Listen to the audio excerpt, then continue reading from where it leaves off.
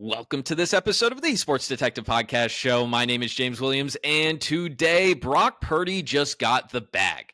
What are we talking about? Well, this has been a discussion going around the NFL since the 49ers made the Super Bowl. When Brock Purdy comes up for a contract extension, what are the San Francisco 49ers going to be willing to pay him, or are they going to pay him at all? Well, Friday afternoon, Brock Purdy got the bag from the San Francisco 49ers. I'll go ahead and share this tweet from Tom Pelissero for you guys.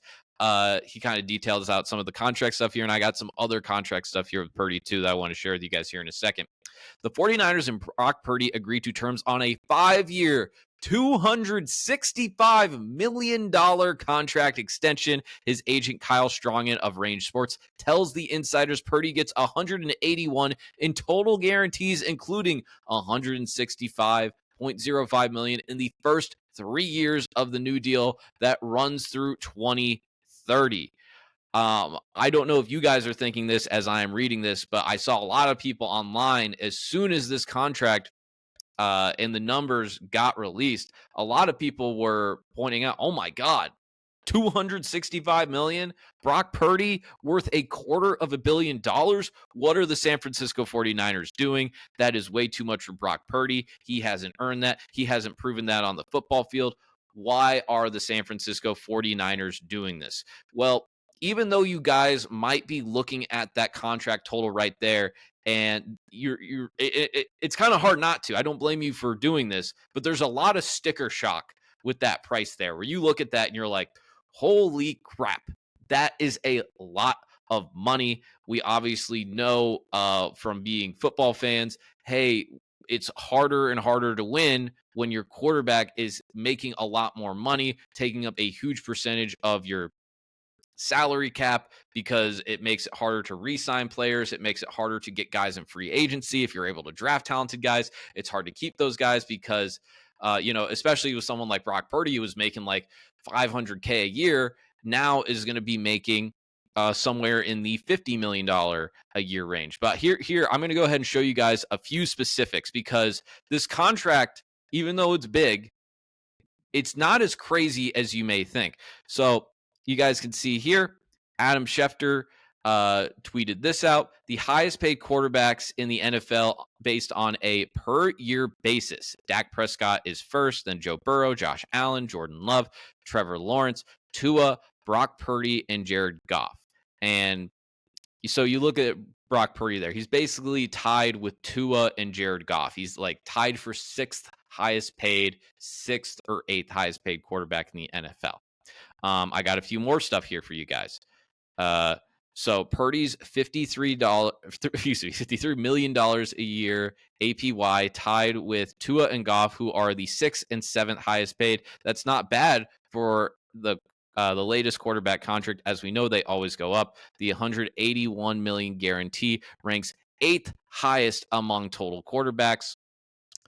A few more for you here. Brock Purdy's AAV ranks 14th in percentage of the cap at signing, behind all the other major extensions recently signed, and just ahead of the Cousins Carr free agency deals from the past 2 years. I don't know. Seems kind of seems about right given the rest of the market at this position. So as I just kind of read to you guys here, even though you have that sticker shock, even though he's in the top 10 of highest paid quarterbacks right now, comparatively to other quarterbacks, other contracts that we have seen, guys like Kirk Cousins, guys like Derek Carr, guys like Jared Goff, guys like Tua, Brock Purdy is right in that price range. And here's the thing about Brock Purdy too. Brock Purdy is better than those quarterbacks. Brock Purdy has proven more on the field than a lot of those quarterbacks. Since Brock Purdy became the starting quarterback of the San Francisco 49ers in 2022, he is 4th in QBR. He is 6th in passing yards. He is 1st in yards per attempt. In the 2023 season, he led the NFL in passer rating, yards per attempt. He led the NFL with 7% touchdown rate. He was 5th in the NFL in yards, 4th in MVP voting, 31 total touchdowns. That was 3rd in the NFL, and he didn't play in the 17th game that year. He had the highest completion percentage of pass yards, 20 yards or more. I got a few other things here. Hold on, let me find it here real fast. Purdy has 14 plus games with 2 plus passing touchdowns and a 115 passer rating in his first 3 seasons, tying Patrick Mahomes and Russell Wilson for most in NFL history. He also has 10 games with 130 passer rating and 6 games with 140 passer rating, both records for quarterback in their first 3 seasons. And by the way, Brock Purdy only played 5 games in his first season as quarterback too, by the way. Comparatively to all of these other quarterbacks in that price range, Brock Purdy is just flat out better than all of these guys. He's a better quarterback than Tua. He's a better quarterback than Jared Goff. He's a better quarterback than what Derek Carr was or what Kirk Cousins was. He just is. Oh, well, wait a minute, James. Brock Purdy was on this loaded squad with the boy genius Kyle Shanahan as his head coach. Anybody could do well in that system. We saw Jimmy G in there for years. Was Jimmy G ever an MVP candidate? Brian Hoyer was the starter at one point, 0-6. CJ Beathard was terrible. Nick Mullins was terrible in that system. Brock Purdy's the best quarterback that's ever played in that system. Brock Purdy's really freaking good. And here's the difference between Brock Purdy and some other guys. You know, Jared Goff had a loaded-ass team too last year. What did his team do in the playoffs? Brock Purdy's 4-2 in the playoffs. His losses are to Patrick Mahomes in the Super Bowl and the game that he hurt his wrist in the very first game the very first drive, very first quarter of the conference championship against the Eagles. By the way, the Super Bowl, if Jake Moody doesn't mix an extra point in regulation, they might win the Super Bowl in regulation. They had a lead in the Super Bowl in overtime. Brock Purdy did that. Was he, did he have the best Super Bowl performance ever? No, of course not. But he was good enough to win you a Super Bowl. He was good enough to do that. And we can go through the stats. Comparable to other quarterbacks, we just brought up Jared Goff. He had a load squad, couldn't get it done, couldn't make a Super Bowl. I mean, he did with the Rams, but he couldn't last year with the Lions. And I think those Lions teams were more stacked than those Rams teams were. Jalen Hurts, who is a little bit less per year than Brock Purdy, he's kind of in that. I think he's maybe a few $1 million a year less. Jalen Hurts, did he not have a stacked squad? That was kind of a skepticism a lot of people had of the Eagles last year. Was like, I don't know. The Eagles are the one team that we've seen this century that's running this ball at this high of a percentage, and that's why people were skeptical of them. Well, they just clearly had a loaded squad, and Jalen Hurts was the quarterback of that. And he deserves a lot of credit for showing up when it mattered most, for dominating in the playoffs like he did. But here is the biggest reason why Brock Purdy is underpaid in this contract and why he is worth every single dollar. By the way, I didn't say this earlier. I'm biased. I'm an Iowa State alum. I watched Brock Purdy all 4 years at Iowa State. But I'm going to tell you guys a story about how Brock Purdy became the starting quarterback at Iowa State. So, Brock Purdy, 2018, I did not know who Brock Purdy was. I follow recruiting stuff. I follow the team. I mean, I'm not like a diehard recruiting person where Iowa State, we're not, necessarily getting super big name guys, 5-star guys all the time. But 2018, Iowa State gets off to a rough start that season. They start off the season 1-3. The starting quarterback gets hurt in the second game. They're bringing in a backup. That's not looking good. And we're in the third year of the Matt Campbell era. I'm sorry if you're an NFL person, don't know who Matt Campbell is. He's one of the kind of hot young names. Every time there's a big coaching job that comes up, Matt Campbell's name gets thrown into that discussion. He's considered a very good head coach on the college football level to this day.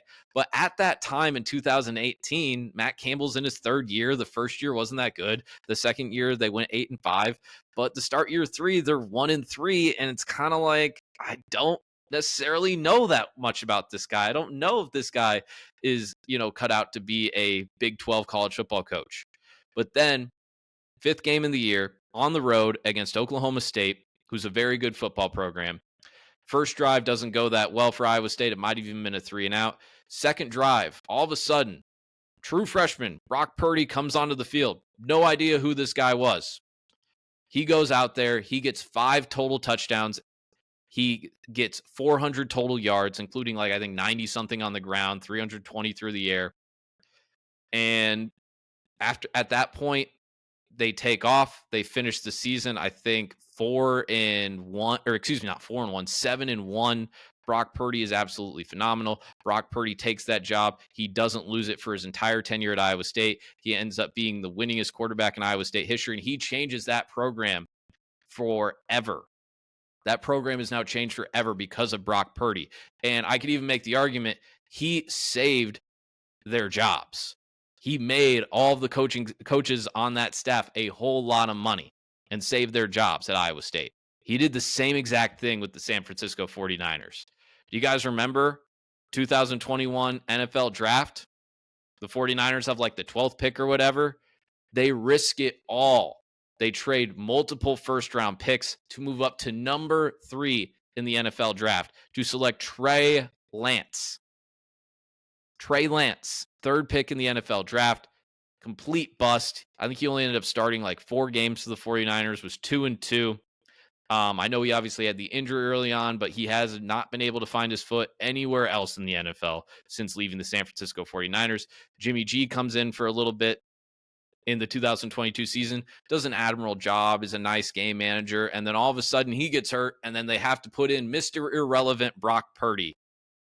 He goes 5-0. He wins 2 playoff games, and then conference championship game, hurts his wrist, goes out, lose that game to the Eagles, comes back next year, is an MVP candidate, leads them to the Super Bowl, and all of a sudden, he saved everyone in San Francisco's job. He saved Kyle Shanahan's job. He saved John Lynch's job. Because if Brock Purdy doesn't fall out from, heaven and help the 49ers become a Super Bowl contender, well, what do we think about this 49ers situation? It's like, oh my God, you guys gave up everything for Trey Lance? You guys gave up everything for Trey Lance and he's a bust? And you guys suck now? He saved their jobs, guys. Brock Purdy saved Kyle Shanahan and John Lynch's jobs. That's why he's worth every single penny of that money. He's worth it, man. Now, does that mean Brock Purdy's going to go on and win 5 Super Bowls, 3 Super Bowls, 2 Super Bowls, maybe even 1 Super Bowl, a few MVPs? I don't know. Odds are that he probably won't. But is this guy at his best a borderline top 5 starting quarterback, if not a top 5 starting quarterback in the NFL? I mean, he was 4th in MVP voting that one year when everything went right for the 49ers. And he was balling. His passing stats were top 5. That's how good he was. He was, at one point, the odds-on favorite to win NFL MVP. Obviously lost a big game to Lamar Jackson, the Ravens, in 2023. So that obviously ended up basically torpedoing his MVP chances that year. But man, I just think he's worth it. He's a really good quarterback. Everybody in that locker room praises his leadership. George Kittle has given him nothing but praise. Christian McCaffrey has given him nothing but praise. And the fact here that we consider the 49ers a very smart organization that is able to put a lot of talent, acquire a lot of talent, whether that be via the draft, whether that be via free agency, whether that be via trades. The fact that they believe in Brock Purdy too, after seeing him do it on the field, he's going to be really good, man. He's going to be in the NFL for a long time. I believe in him. Again, completely biased. Completely biased here. That's my guy. Brock's my guy. Never would have imagined he'd be this good in the NFL. Couldn't imagine it. But now we're here, and he's doing it, man. He's doing it. Let's donate some of that money to the Iowa State NIL fund, and let's go. All right, that's going to do it for this video here today. If you like this video, make sure you make sure you hit subscribe. Leave a comment what you think about this video, what you think about Brock Purdy as a franchise quarterback in the NFL. Do you agree with me? Do you disagree with me? Would love to hear your guys' thoughts. Yeah, and that's going to do it for this episode here today. Make sure you view other content on the Sports Detective Podcast channel page, and yeah, we'll talk to you next time. Thank you for watching.